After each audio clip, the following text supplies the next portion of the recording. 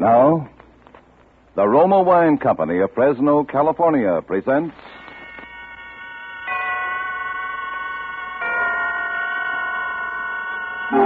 Suspense.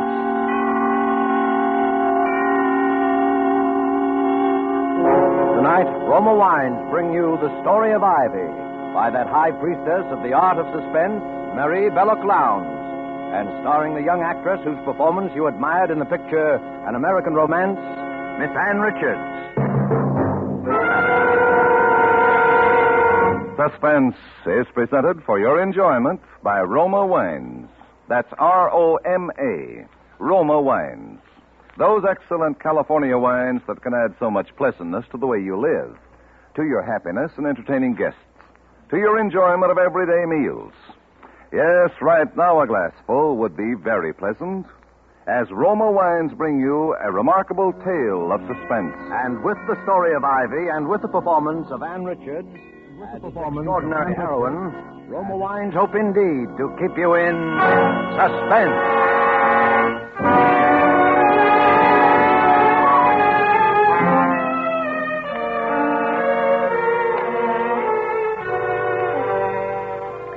The Story of Ivy. Ivy Lexton's own story is told to Victoria Matthews, an exclusive feature of the Morning Herald. I wrote it in the first person, Mrs. Lexton. I hope you don't mind. Oh, it doesn't matter, so long as the story is accurate. You can understand my anxiety, Miss Matthews. After all, I owe it to my public. Yes, of course. Perhaps you'd like to read it through and make suggestions before signing the release? Oh, if it's not too much bother. On the contrary, hearing it in your own words would be a decided help to me. Very well, Miss Matthews. I'll read it out then. Are you comfortable? Would you like anything? A cigarette, perhaps?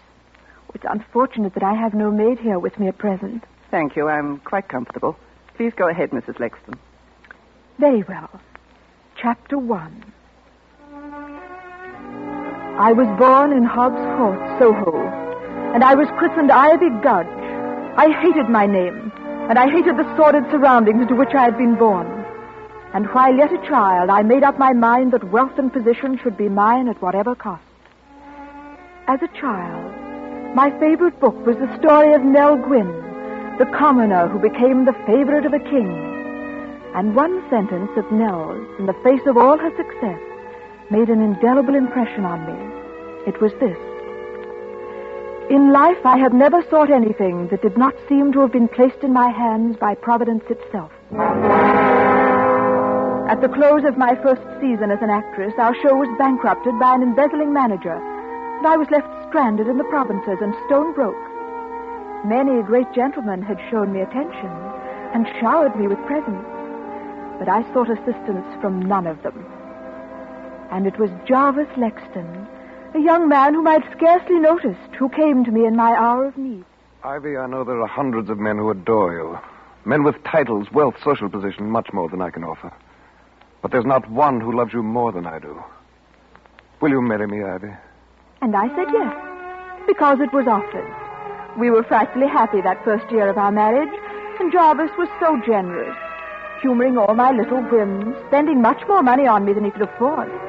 It always gave him a thrill of boyish pleasure to see my portraits in the newspapers and magazines, with captions such as, "The beautiful Mrs. Ivy Lexton, wearing Vionette's latest creation," or "Mrs. Jarvis Lexton's Ascot, with Lady Hampton and Lord Rushworth." He kept a scrapbook of them, and really seemed quite pleased about everything, until one day. I say, Ivy, don't you think you're being seen and photographed a bit too much with this fellow Rushworth? Oh, but darling, I thought you liked having me hobnob with the peers of the realm. What about this other chap, Roderick Gresham? You know, it does seem a bit thick for me to work my head off 12 hours a day, figuring out ways to finance your clothes and jewels so you can be photographed with other men. It's got to stop in any case, Ivy. We're broke. Oh, you mean our money is all spent up? We're wiped out. The bailiffs attached my office furniture. I can't even pay the rental on this flat. Oh, what are we going to do, Jarvis? I'll let you figure that one out. You're so good at spending money, perhaps you can think of a way to make some.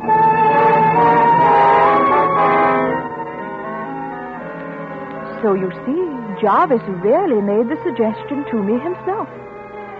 I don't know what we'd have done during the next few months if it hadn't been for the generosity of Roger Gresham and Lord Rushworth.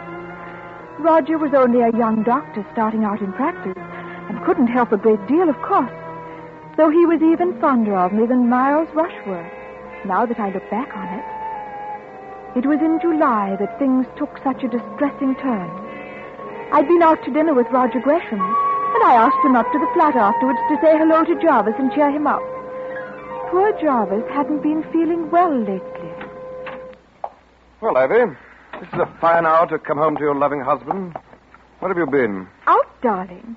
Aren't you going to say hello to Roger? I suppose I should thank him for keeping my wife amused. Oh, I say, old fellow. Roger has just been telling me the most fascinating things. He was called as an expert, you know, for the Crown and the Bronson case. I asked him to come up and tell you about it, darling, since you're such a detective fan. Well, that's nice of you, Roger. Do tell me all about the Bronson case.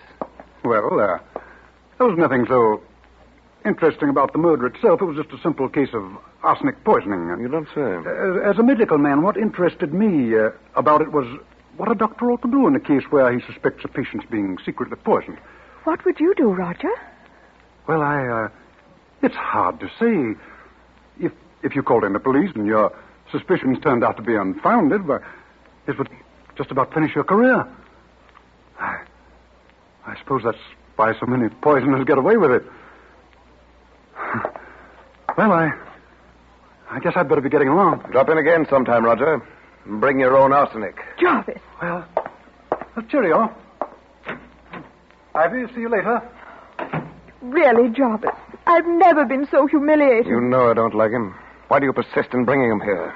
Why, darling, I do believe you're jealous. Well, why shouldn't I be? I like it when you're jealous. It's like old times, isn't it? Do you deny that he's in love with you? And that you've encouraged him? Him and I don't know how many others? Oh, now, darling, don't be like that. There's only one other. You admit it? Well, darling, we may as well be realistic. We're still Stony Brook, and you don't seem to have any prospects. What are you driving at? Well, Miles got back in town today, and Who's I'm seeing Miles? him tomorrow night. Lord Rushworth, darling. Oh, that titled idiot. That titled idiot has been paying the rent on this flat for the past 6 months, if you want to know the truth. Why, you little... Oh, well, now, darling, can I help it if Miles Rushworth is awfully, awfully fond of me? And if it helps us, what's the difference? Go on. I'm listening. Darling, look, I'm just a burden to you at this stage, aren't I? So you want me to give you a divorce, is that it? Needn't make any difference between us, darling. As soon as I'm Lady Rushworth, I'll settle a nice allowance on you. Are you serious? Of course I'm serious, darling. Well, I don't play your rotten, filthy game. Jarvis. You married me for richer or poorer, and you're going to stick to your bargain.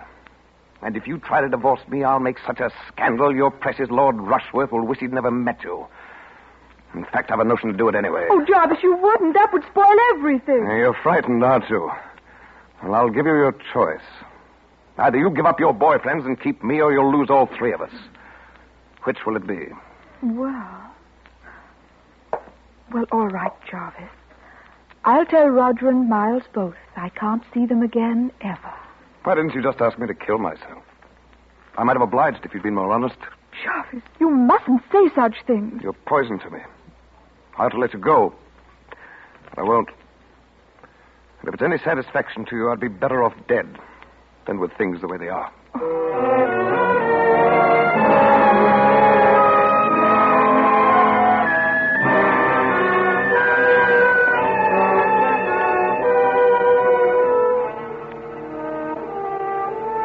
So you see, Miles, I simply can't go on seeing you. It isn't fair to Jarvis. Is he being fair to you? You don't understand. I'm all he has left now. You're so good. So innocent. Can't you see he's just holding on to you out of spite? Has he done one thing? Has he even tried to get a job so that he can support you? I married him for richer or poorer, until death do us part. Then I pray death be merciful to us both, Ivy. Oh, you mustn't say such things. It's wicked. I'm sorry, my dear. Ivy, I wanted to give you this little remembrance. I had hoped to give it you under happier circumstances, but please accept it now as a farewell present.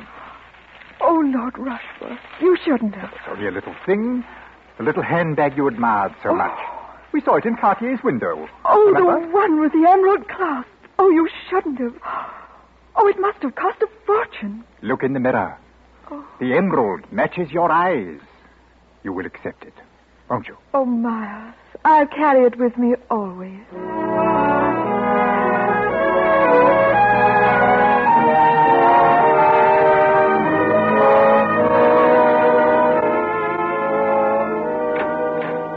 Ivy, darling, come in, come in. Oh, I was just in the neighborhood, Roger, and I thought that Here, let me take your things. I say. Oh, what a smart handbag. Real emerald, isn't it? Yes, Miles gave it to me. Isn't it lovely? You know what it means, accepting a present like that from him? Oh, don't be silly, Roger. It was a farewell present. Farewell? Darling, do you really mean that? Roger, please. What if your housekeeper walked in? Oh, I'm sorry. Well, come along, darling. Come in here. I was just putting up a prescription. What a queer sort of room. I never knew a doctor's surgery looked like this. Weren't you ever in here before? No. What's in that bottle? Huh? Oh, arsenic. I thought it was a poison. Well, it is. It's also a fine tonic, taken in the right amounts. How much would it take to, kill someone? Oh, about the same amount as the amount of sugar it would take to sweeten your coffee. Oh, doesn't it give you an eerie feeling? What? That little glass jar, there's death in it. Prison, waiting to escape. Oh. Aren't you being rather morbid? Will you have 1 or 2 spoonfuls of death in your coffee, darling? I say, you are a little Borgia, darling. It's my patient now. Wait here, darling.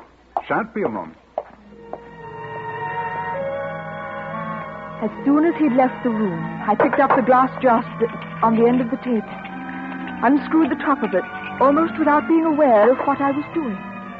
How strange and exciting to know that death was in that jar, in those little white crystals.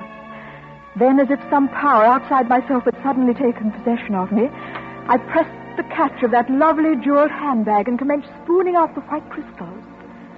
1, 2, 3, 4. Sorry to be so long, darling. I had to listen to a recital of the Colonel's symptoms. Oh, that's all right. I was just fixing my makeup. I can't seem to find my lipstick. I say, old girl, you're looking rather pale. Perhaps I had better prescribe a tonic for you. Oh, no. I'm just a little tired, that's all. Hello? What is it, Roger? Oh, nothing. I could have sworn I put the cap back on this bottle. Oh, well.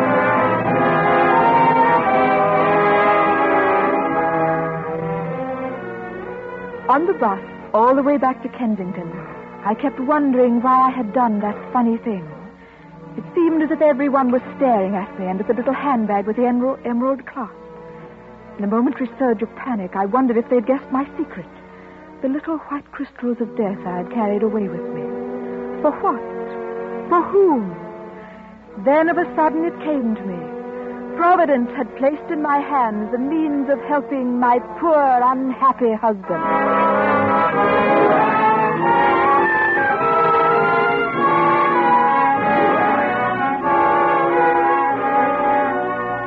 For Suspense, Roma Wines are bringing you as star Miss Ann Richards, whom you have heard in the first act of The Story of Ivy by Mrs. Belloc Lowndes, which is Roma Wines' presentation tonight of Suspense.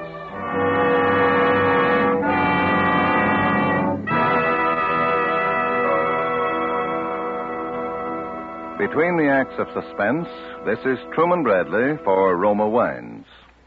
Gracious hostess Elsa Maxwell makes this timely suggestion. During the warm weather, I'd suggest you try America's smartest, coolest drink, refreshing Roma wine and soda. So simple, and yet so charming. When the temperature soars, enjoy iced, thirst-quenching Roma wine and soda. Simply half-fill tall glasses with good Roma California Burgundy or Roma California Sauterne. Add ice cubes and sparkling water. A little sugar if you wish. And for a decorative touch, garnish with cherries and slices of fruit. The secret of the flavorful goodness of Roma wine and soda is the distinguished Roma wine, unvaryingly good, always high in quality of bouquet, brilliance, and taste.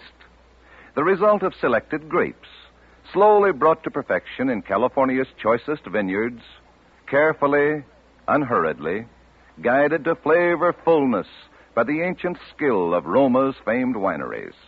Yet all this goodness is yours for only pennies a glass. Remember, because of uniformly fine quality at reasonable cost, more Americans enjoy Roma than any other wine.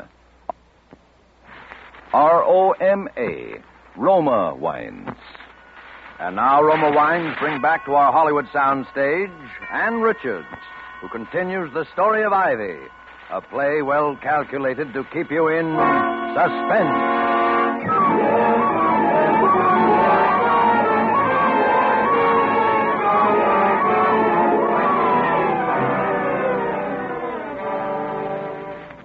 My husband's illness lasted only a little more than a week, but to me it seemed an intolerably long time. Thanks to the generosity of Lord Rushworth, I was able to have a nurse in to look after him. But I couldn't help wishing there was something more I could do for him. I'd used up nearly all of the poison I'd carried away that night from Roger's dispensary. But instead of the merciful death I had hoped it would bring, it seemed only to cause poor Jarvis to suffer more pain. There were only a few grains of the white crystals left in the bottom of the little handbag with the emerald clasp, and I hadn't the heart to go on with it. Besides, Jarvis' doctor was commencing to ask too many questions. I decided to consult another physician, and under the circumstances, Roger Gresham seemed the wisest choice. Ivy, I came the moment I received your message. He's suffering so dreadfully, Roger. I hadn't any idea it would be so painful. You hadn't any idea what? Oh, I mean, he complained of a stomachache, and suddenly in the night... Where is he? I'll have a look at him. In here. This is Dr. Gresham, nurse. How do you do, Doctor? Jarvis, I've asked Roger to look at you. You don't mind, do you, dear? Get him out of here. I've been poisoned. He's the one who poisoned me. Get him out of here. Poor boy. He's been that distracted, he has. I'll just prescribe a little sedative for him, nurse. I'll go and order up some tea, Roger. You will stay, won't you? Yes, thanks. Oh, Mrs. Lexton, I was just looking for you. Dr. Berwick is waiting in the drawing room with another gentleman, Mum. I'll see what they want. Order up some tea, will you, dear? Oh, well, there you are, Mrs. Lexton. This is Inspector Orpington. Inspector? Scotland Yard, ma'am. Oh. Dr. Berwick tells me he has reason to suspect that your husband is suffering from arsenic poisoning, Miss Lexton. Oh, I don't understand. Your husband keeps speaking of someone named Roger Gresham. Is that the name, Dr. Berwick? Yes. Why, that's Dr. Gresham. He's in there now with my husband. Good Lord. Well, come along, Inspector. You'd better wait here, Mrs. Lexton. Never until that moment had I realized how foolish my actions had been.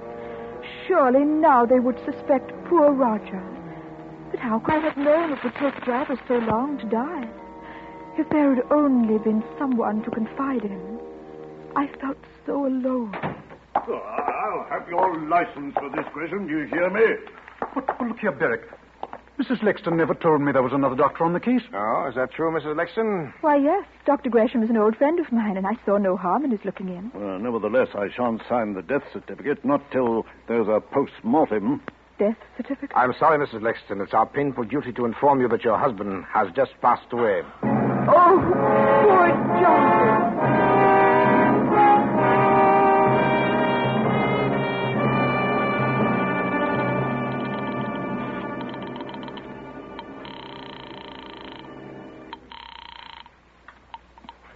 Dr. Gresham speaking?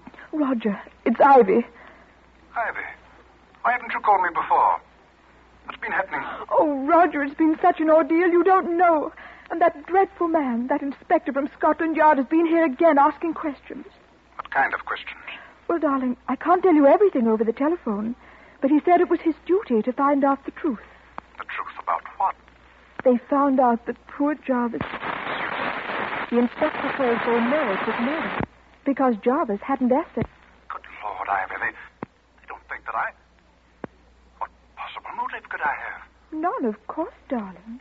But I was silly enough to let out to the inspector that you had been, well, fond of me in a sort of way. Are you there, Roger? Yes. Yes, go on, Ivy. Well, the moment I said it, I saw what a mistake I'd made. But he spoke as if he already knew such a lot. Or at any rate, some part of it. What part of it? Well, that even if I didn't care for you, you had been very, very fond of me. Are you there, Roger? Yes. Yes, Ivy. Go on. What else? Well, he's certain to ask if I've ever been to see you at your house, I mean. Well, of course, I said no. Are you still on the line, Roger? Yes, Ivy. Well, you won't give me away, will you, Roger, darling? No. No, Ivy, don't worry. I won't give you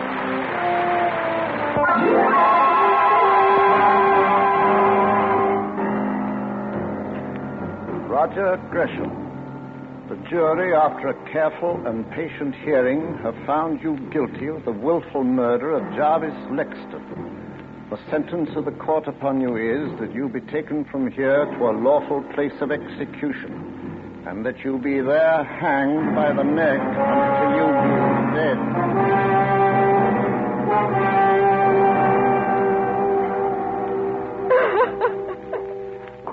There, my dear. You mustn't give way like this. I can't help it, Miles. It's been such a shock. First poor Jarvis and I. Well, it's all over now. Now, look here, Ivy. Why not take a long voyage somewhere far away from here? The sea air's marvelous for forgetting one's troubles. Make a fresh start somewhere. Rio, for instance. Oh, I've always wanted to see Rio. Perhaps we can go there for our honeymoon. Honeymoon? You thinking of remarrying? Why, Miles, darling, of course. Don't you remember what you said? If I were only free. Well, I'm free now.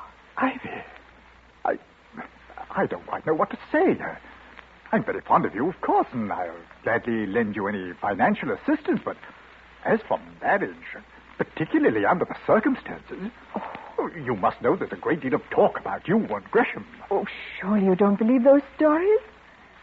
There's never been anyone but you, Miles. If I'd met you before I met Jarvis... We could never have been in any case, Ivy. Surely you realize that. Oh, I'm not good enough to be Lady Rushworth. Is that what you're trying to say? Too good, if you like. It is not my choice in any case. I was born with this name, and I have a certain responsibility. You stuffy snob. I wish I could make you understand. There's my mother, for instance. She's an invalid. Her heart, you know. Well, if I were to marry, I believe the shock would kill her. Oh, but the things you said, the present you gave me, what was I to think? I'm sorry if you thought I was leading you on. The night I gave you the bag, The emerald bag.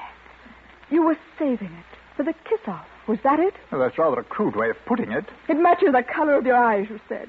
And I said I'll carry it with me always. Funny, isn't it? No, Ivy, please, the servants. Don't you, Ivy, please me. I want them to hear. Perhaps the whole world will hear one day that Ivy Lexton poisoned her husband for Lord Rushworth. Ivy, what are you saying? 2 lives weren't too much for Ivy to sacrifice, and the risk of her own life meant nothing. She wasn't good enough for my lord. You, dear, sweet little Ivy Lexton. Oh, I can't believe it. Well, let me tell you something you can believe. I never loved you.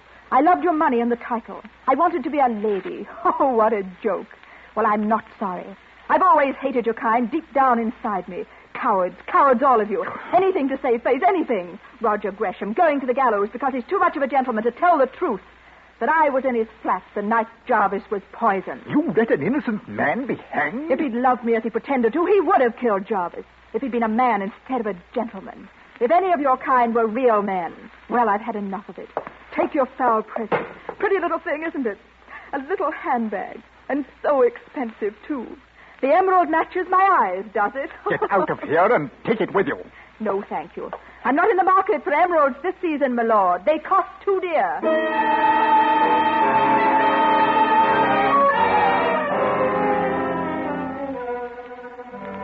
We've analyzed the residue in that handbag, Inspector. Good. What did you find? Well, quite a lot of face powder, some tobacco crumbs, and about 3 grains of chemically pure arsenic. Leave it here.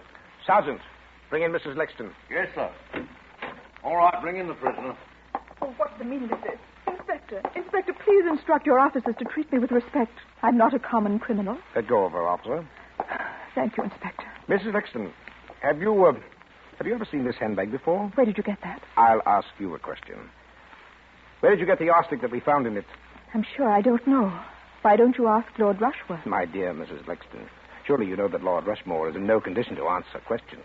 What do you mean? Lord Rushmore died last night of the effects of arsenic poisoning.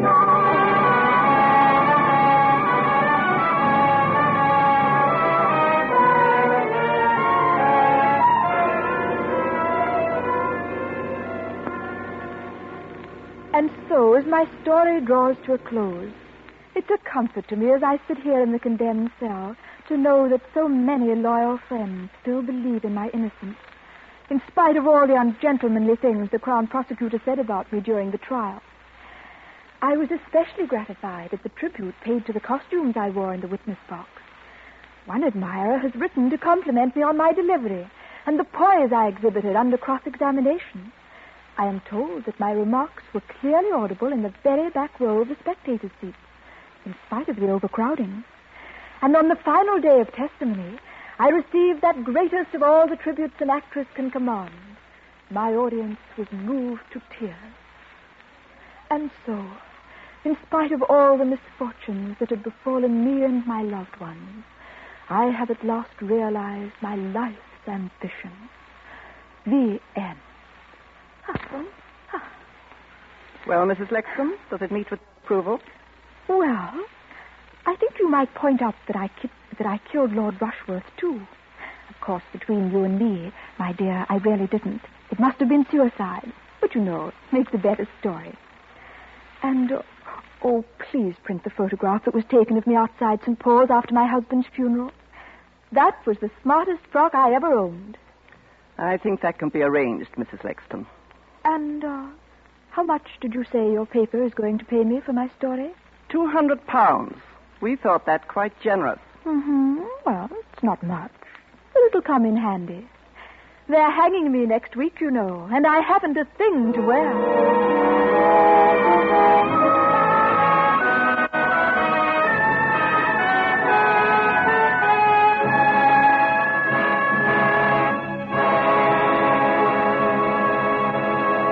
And so closes the story of Ivy, in which Roma Wines have brought you Ann Richards as star of tonight's study in Suspense. Suspense is produced, edited, and directed by William Spear. Before Miss Richards returns to the microphone, let me say a word for Roma Wines, the sponsor of Suspense. Famed hostess Elsa Maxwell recently said this about gracious entertaining. Serving glorious amber golden Roma California sherry is truly a distinguished expression of hospitality. Your guests will appreciate the delightful flavor, aroma, and color of Roma sherry. Before dinner and during the evening, serve cool. From California's choicest vineyards come distinctive Roma sherry and all other fine Roma wines. The quality of Roma wines never varies. Always the same tempting flavor, always pleasing to the palate, yet cost only pennies a glass. And the next time you use vermouth, choose Roma vermouth. Zestful, full-flavored Roma vermouth is blended, developed with all the traditional winemaking skill of the Roma wineries, is made and bottled in the heart of California's famous vineyards, yet surprisingly low-priced. Try Roma vermouth soon, won't you? This is Ann Richards with a very important word. Our fighting men still need lots of weapons, ammunition, food, and supplies to defeat Japan, and they still depend on us at home to help pay the way. There will be one less war loan this year. So to do our share, we must buy bigger war bonds now during the 7th war loan. War bonds, remember, are the world's safest investment. Next Thursday, same time, Mr. Henry Daniell will be your star of Suspense. Presented by Roma Wines, R-O-M-A.